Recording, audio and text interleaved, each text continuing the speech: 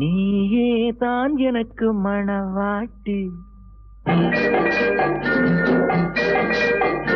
நீயேதான் எனக்கு மணவாட்டி, என்னை மாலையிட்டு கைப்பிடிக்கும் தீமாட்டி, நானேதான் உனக்கு விழிகாட்டி, இன்ப நாடகத்தில் ஆட்டி வைக்கும் வழிகாட்டி.